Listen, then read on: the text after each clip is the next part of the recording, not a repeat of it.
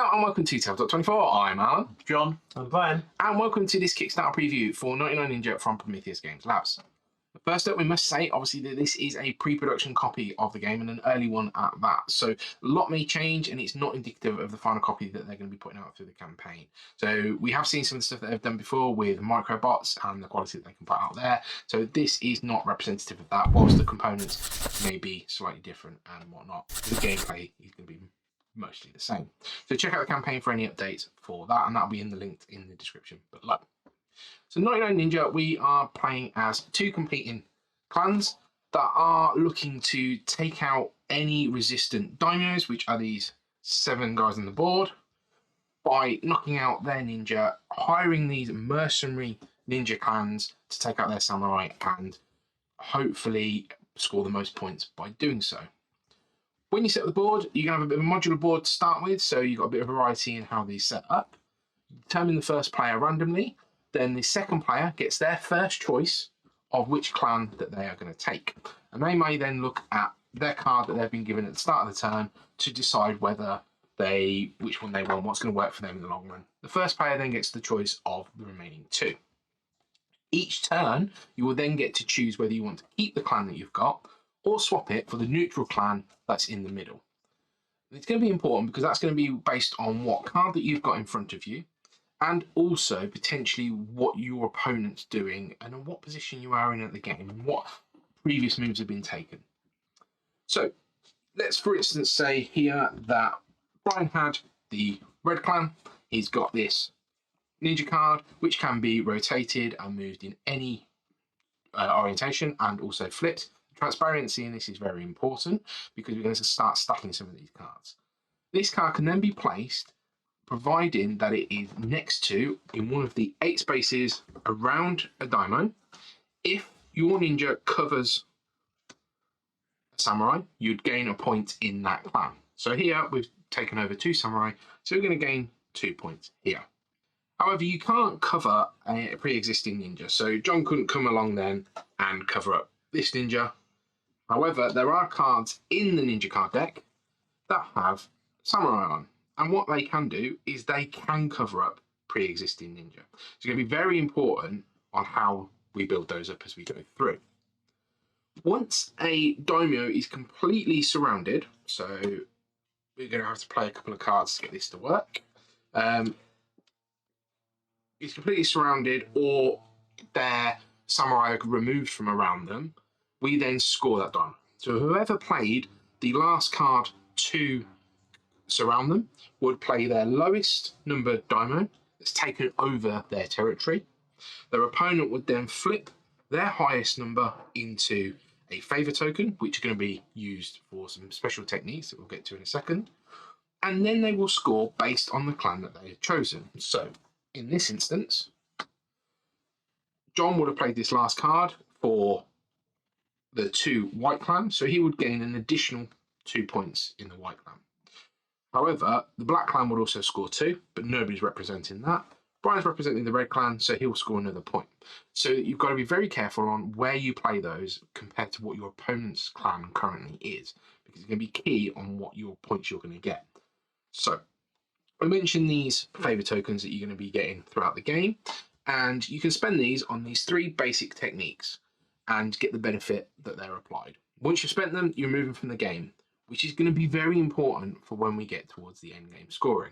Once we have either surrounded all 7 daimyo, or there are no cards in our ninja deck, or in the very rare case that we've come across, you can't actually play your ninja card, then the game comes to an end. Okay.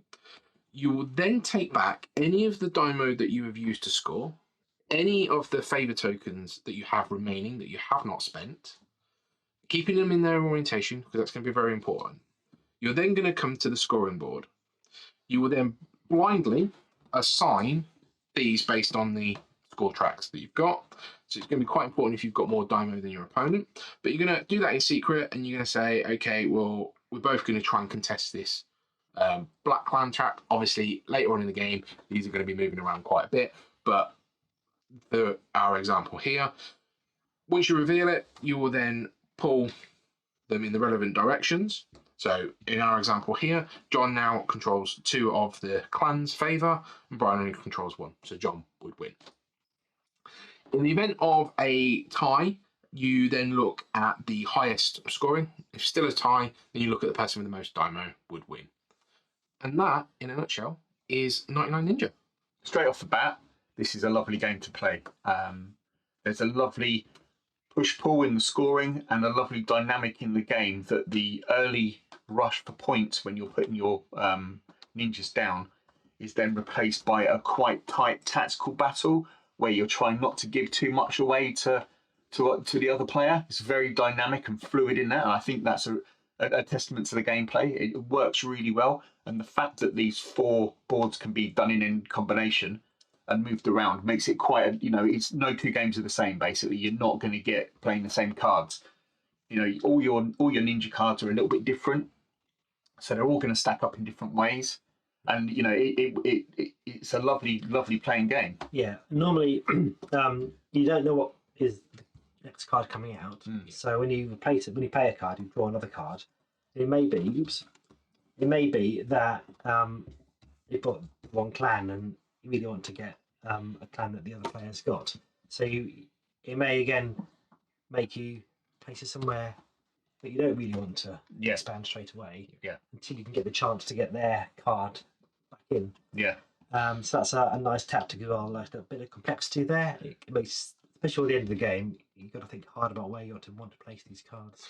Yeah, there's a lot around the tactics of what clan you are, what clan your opponent is, what cards you've both got, what the neutral clan is. And I've played games where I've taken the neutral clan not to benefit myself, but to hurt my opponent.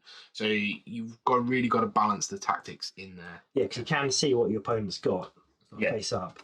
But if you've got lots of red on your card, I don't want to change that for you, so I might keep that anyway, even if it's not the best advantage for me.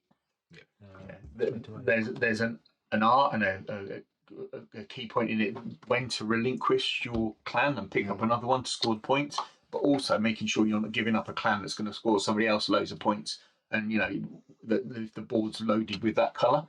Because obviously the cards are all shuffled and random as they come out, but you never know, you might get lots of white coming out over, and you want to keep control of that so you can maximise your points. But vice versa, these tracks only go to 6 either side. So once you've scored your 6 points, they're not worth anything to you. So you almost want to rotate the clans quite quickly. Yeah. But that can then find yourself in a bit of a problem. Yeah, it's not point salad in that sort of sense, but you need to make sure you're equally scoring. And you can spend your favour tokens that you inevitably get, because nobody's going to get all 7 of these. There's probably going to be there'll be a nice share between them, and then you can always swap the clan with somebody else by spending your 2 favour tokens. You don't get those back at the end for the scoring, but you do get control of that clan for playing your card out. And it can be vital if you're using them at the right point.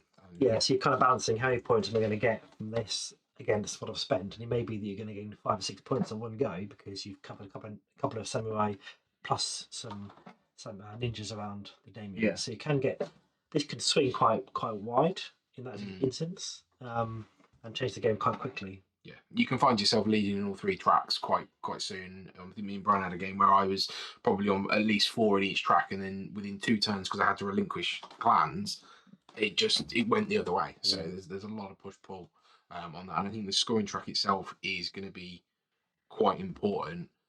But then you get this last ditch rush attempt at the end of the game. So what in fact you normally have is a couple of quite a few tokens here, and in this situation I'm trying to get control of 2 tracks, so I'm kind of happy with that one, but I don't want to lose it either. So I want to try and win a couple of these and go all in on that. Maybe just put 1 there. I don't really think I'm going to win that, but I want to at least control, not lose too much of that. So you try to second guess your opponent, where they're going to put their points. The values are going to be around about sort of 6 or 7 points spread across 3 tracks. Or do I just go full in on 1 track and make sure that I win that one? Yeah. And that's the bit that's a bit of a bluff, and knowing your opponent a little bit about how they might think as well. Yeah, and I think at this point it's mathematically possible to sort of see where the strengths are going to be and try and cover it, but there are some times where there is no option for you. Yeah. You're not going to win a track. There's going to be something you're going to have to split and spread, which gives you that sort of last ditch attempt to go, okay, well, I can do it. But your strength then comes in how you played the game and what you've got out of that. With this at the end, there's a lot of playing the player. Because you know what I know what Brian might be doing here, and I want to try and overload that bit. But it's a interesting nice because tension. as you win a daemio, you're gaining obviously those points later in the game, but you're also forcing your opponent to lose their higher scoring as well. So it has a dual effect, I think. So fundamentally, you are trying to be the first one to cover as many of these as you can and get as many. And you cover 4 out of the 7. You play your cards to stop them getting it, and there is very much I can play that there. That is definitely you can't do it in that one, but it will give me that because you've got to lay adjacent to these.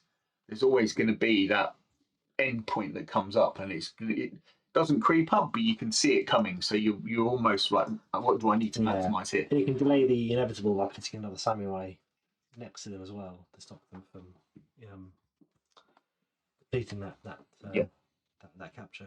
So there's also going to be some expansions in the box, which I understand might be subject to change. So we've seen a sight of a couple of those expansions that look quite interesting. So it'll be interesting to see what remains in the game, as it were, when it comes to full publication. Yeah. So for that, check out the campaign links, which will be in the description below. Check out all the things that Premetheus Games does. We're going to be running a playthrough of this if you want to see that in more detail, so check that out as well. Give us a like and a subscribe, and we will catch you next time.